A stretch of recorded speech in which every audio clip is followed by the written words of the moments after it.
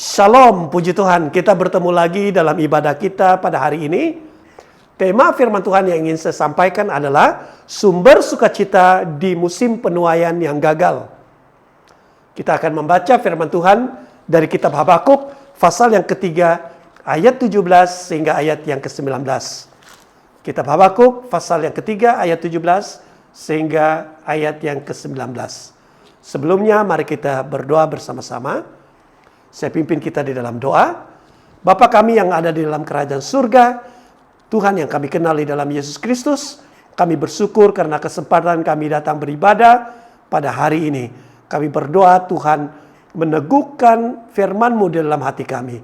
Perkataan firman-Mu yang kami pelajari hari ini, sumber sukacita di musim penuaian yang gagal, mendatangkan berkat sukacita, menguatkan dan memberi kemenangan kepada kami. Ini doa kami, ucapan syukur kami. Tuhan menyertai, Tuhan berbicara, Tuhan memberkati ibadah kami hari ini, khususnya pendengaran firman Tuhan. Dalam nama Tuhan Yesus kami berdoa. Amin. Kita membaca kitab Habakuk pasal yang ketiga ayat 17 hingga 19. Sekalipun pohon ara tidak berbunga, pohon anggur tidak berbuah, hasil pohon zaitun mengecewakan. Sekalipun ladang-ladang tidak menghasilkan bahan makanan, kambing domba terhalau dari kurungan, dan tidak ada lembu sapi dalam kandang. Namun aku akan bersorak-sorak di dalam Tuhan, beria-ia di dalam Allah yang menyelamatkan aku. Allah Tuhanku itu kekuatanku. Ia membuat kakiku seperti kaki rusa, Ia membiarkan aku berjejak di bukit-bukitku. Puji Tuhan. Perayaan penuaian tahun ini sudah hilang serinya. Pesta meraih hasil penuaian selalunya penuh sukacita dan kemeriahan. Namun tahun 2020 ini, pesta penuaian tidak lagi seindah pada kata pesta. Lalu bagaimanakah kita bersukacita di musim penuaian yang gagal? Nabi Habakuk dalam kitab atau dari ayat Alkitab yang kita baca sebentar tadi, dia menjelaskan tentang sumber sukacita di musim penuaian yang gagal.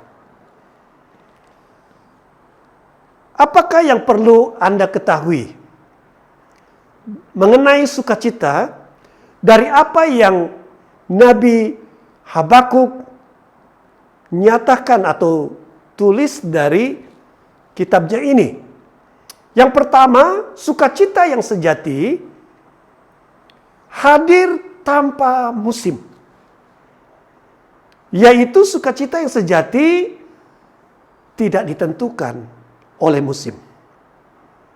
Berikutnya, orang yang beriman mampu bersukacita meskipun di musim kegagalan. Musim kegagalan yaitu waktu yang penuh kekecewaan, waktu yang banyak krisis, atau sedang menghadapi waktu-waktu yang sukar.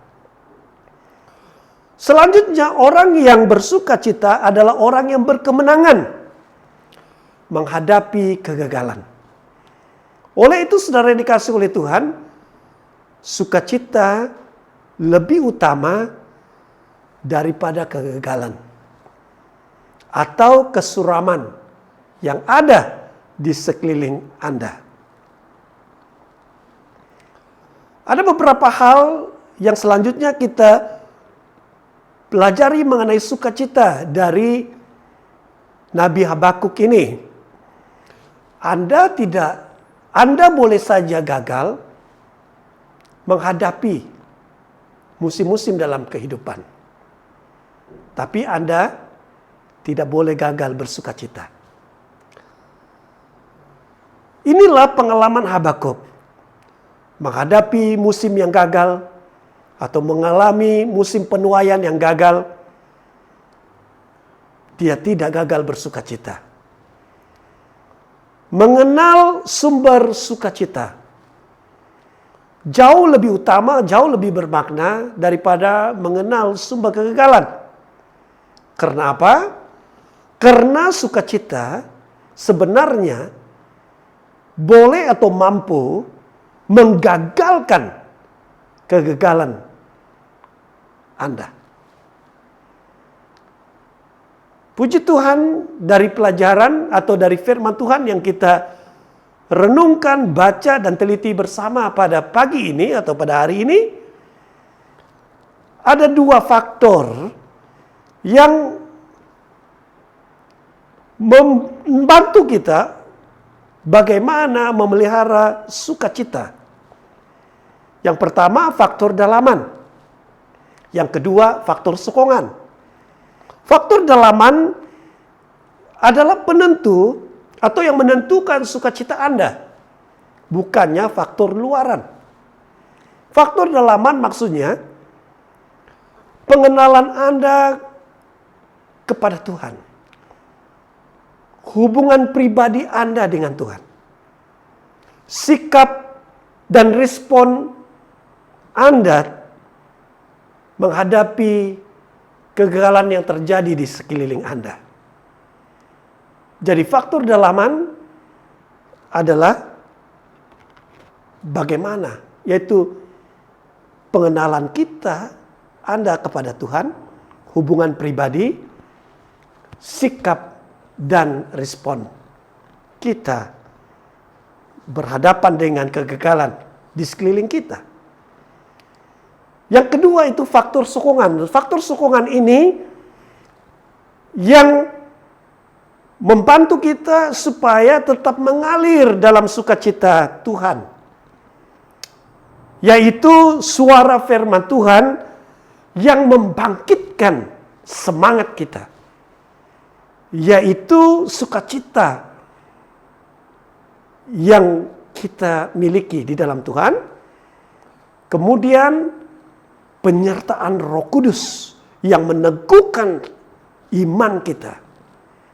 Dan ini memampukan kita untuk memelihara sukacita, mengalir dalam sukacitanya Tuhan. Saudaraku yang dikasihi oleh Tuhan Yesus Kristus, jika kita mempelajari dengan teliti, jika kita merenungkan tulisan-tulisan dan dari pengakuan Nabi Habakuk ini dari kitab tulisannya di pasal pertama, kedua, dan yang ketiga, terang dikasih oleh Tuhan, Nabi Habakuk sebenarnya hidup dalam zaman yang penuh kegagalan. Yang pertama, bangsanya gagal secara rohani. Bangsa Nabi Habakuk ini sudah menjauhkan diri dari Tuhan, memberontak kepada Tuhan, tidak berlaku benar atau dengan sengaja tidak mentaati ketetapan dan firman Tuhan. Secara rohani, bangsa dari Habakuk telah gagal. Yang kedua, secara politik bangsanya juga gagal. Ada bangsa lain yang lebih kuat, ada bangsa lain yang pengaruh ketentraannya lebih kuat telah datang mengalahkan, menindas, menawan, telah menakluk bangsa dari Nabi Habakuk ini. Jadi kita boleh katakan bahwa secara rohani bangsa dari Habakuk telah gagal, secara politik juga gagal, dan ekonomi bangsa Habakuk telah gagal atau dalam keadaan yang parah sekali. Pada waktu atau kebiasaan jika ada berlaku peperangan, tentara atau bangsa yang datang menyerang akan menghancurkan segala sumber ekonomi dari bangsa yang diserang. Baik sumber secara pertanian tanaman atau peternakan. Sumber-sumber ekonomi ini dengan sengaja dibakar, dihanguskan, atau dihancurkan. Saudara yang dikasihi oleh Tuhan Yesus Kristus, inilah yang Habakuk ungkapkan. Nabi Habakuk ungkapkan dari Habakuk pasal yang ketiga, ayat yang ke-17 dan 18 yang kita bacakan tadi. Saudara dikasihi oleh Tuhan Yesus Kristus, namun Nabi Habakuk tidak gagal. Mengapa? Dia tidak gagal meskipun sedang berada di bangsa yang sudah gagal secara rohani, secara politik, dan secara ekonomi. Nabi Habakuk tidak gagal meskipun dalam persekitaran yang penuh kegagalan. Atau dalam istilah tema kita hari ini, dia tidak gagal meskipun dalam musim penuaian yang gagal. Karena Nabi Habakuk mengenal sumber sukacitanya. Saudara dikasihi oleh Tuhan, dari perkataan dari kitab Habakuk ini, dari kehidupan dan prinsip dan amalan yang Nabi Habakuk hidupi, itu memberi teladan kepada kita dan menjadi pelajaran kepada kita bahwa sumber sukacita adalah Tuhan. Keadilannya dan kekuasaannya. Jadi inilah yang Nabi Habakuk ulang kali ungkapkan dari kitabnya ini. Bahwa Tuhan sumber sukacita, keadilan Tuhan, dan kekuatan Tuhan. Itu menjadi kekuatan, itu membangkitkan kekuatan dan sukacita di dalam hidup Nabi Habakuk. Saudara dikasihi oleh Tuhan Yesus Kristus, kehidupan kita hari ini, orang boleh kecewa, orang boleh merasa gagal. Orang akan menjauhkan diri dari segala sesuatu yang bersifatnya ibadah kepada Tuhan. Mungkin kecewa karena keadaan dan tekanan hidup yang dialami. Tapi sebagai orang percaya, umat yang mengenal Tuhan, mengenal sumber sukacita, mengenal Tuhan yang adalah penuh keadilan dan kekuasaannya, akan memampukan kita, akan membuat kita penuh sukacita menghadapi situasi apapun musim, khasnya dalam musim penuaian yang tidak menentu, yang tidak seindah, yang mengecewakan, yang sudah gagal. Saudaraku yang dikasihi oleh Tuhan Yesus Kristus, pelajaran rohani dari teladan hidup Nabi Habakuk, dari firman Tuhan yang diungkapkannya, kita harus beriman kepada Tuhan. Beriman terhadap penyertaan Tuhan. Tuhan menyertai. Sama seperti Raja Daud yang mengungkapkan bahwa Tuhanlah gembalanya. Gembala ilahi dan gembala pribadi. Dan inilah yang diungkapkannya dalam Mazmur 23. Bahwa Tuhan selalu menjaga, memimpin kawanan dombanya, yaitu umat orang-orang percaya kepada Tuhan. Memimpin di air yang jernih, yang menyegarkan, dan memimpin pada rumput yang menghijau sumber pemeliharaan.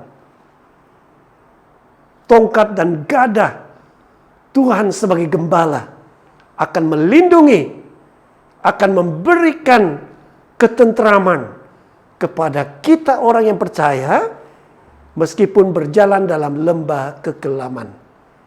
Saudaraku yang dikasihi oleh Tuhan Yesus Kristus, Nabi Habakuk selalu merenung firman Tuhan. Dia mengingat akan kedaulatan Tuhan dan kehebatan perbuatan Tuhan. Jika kita membaca Habakuk pasal yang ketiga, ayat yang pertama sehingga ayat sebelum ayat 17 yang kita baca tadi, disitulah Nabi Habakuk merenungkan Dia mengingatkan tentang kedaulatan Tuhan, tentang kehebatan perbuatan Tuhan. Saudara yang dikasihi oleh Tuhan, alam semesta ini Tuhan ciptakan dalam kawalan Tuhan. Sampai hari ini, dalam setiap situasi yang sedang terjadi hari ini, yang terjadi dalam hidup pribadimu, Tuhan berdaulat atas hidup saudara. Percaya kepada Tuhan, kenali Tuhan, dialah sumber sukacita dalam hidupmu. Mengucapkan firman Tuhan, memperkatakan firman Tuhan, mengistiharkan firman Tuhan, itu sangat penting. Dan inilah yang dari kitab Habakuk, pelajaran yang kita dapat dari kitab Habakuk ini. Menghadapi waktu yang suram, menghadapi situasi yang penuh kegagalan, yang berlaku di sekitar kita, ancaman dan sebagainya. Saudara dikasih oleh Tuhan, ucapkanlah firman Tuhan menghadapi keadaan-keadaan seperti ini. Menghadapi pencobaan, hadapilah dengan firman Tuhan. Sama seperti teladan Tuhan Yesus. Pada waktu dicobai oleh iblis di padang gurun, dia menggunakan firman Tuhan. Dia mengucapkan firman Tuhan. Dia berpegang pada prinsip firman Tuhan yang menjadi jalan keluar.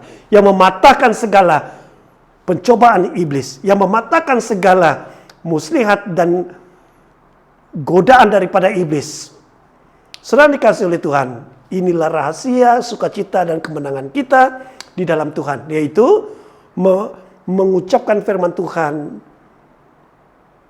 merenungkan firman Tuhan, menghidupi firman Tuhan dalam hidup kita.